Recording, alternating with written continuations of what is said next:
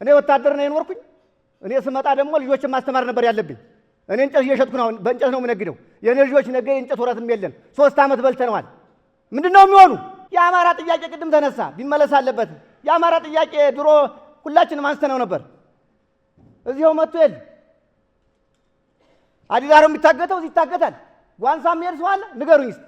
እኒህን ሰው ለመጥቀም ወንድሞቻችን ለማጣት አንድ ሰው እናንጣ የተናገረ ሁላ አንድ ሰው አለው። ወንድም ያላመጣልህ ያለ ሰው እስካሁን የለም። ካሁን በኋላ የምንጋደል ካሁን በኋላ እዚሁ ዝምታ ሰፍኗል። ዝምታ በዝቷል። እንዴ እያለቀስን ነው። በቃ ለምንድን ነው ዝም የሚባለው? ለምንድን ነው ክፋት፣ ተንኮል፣ ምቀኝነት ለምንድን ነው የሚሆነው? እነከሌ ሊሞቱ እኛ ምን አገባን ለምን ይባላል? መባል የለበትም። መነሳሳት አለብን። ልቦናችንን ለሰላም እናነሳሳው። ይሄ ነው የሰላም መግዣ ዋጋዋ። ለውጭም ጠበቃ የሚሆነ ዜጎች እያጣን ነው። ሁሉም ሌላው አነሳስቶት ልጆቻችን በቃ አትሙቱብን፣ ዜጋ አጣን፣ ተተኪ አጣን። ከንፈር ከመምጣት እንውጣና ልቦናችንን ሰትረን ለሰላም ዘብ እንቁም።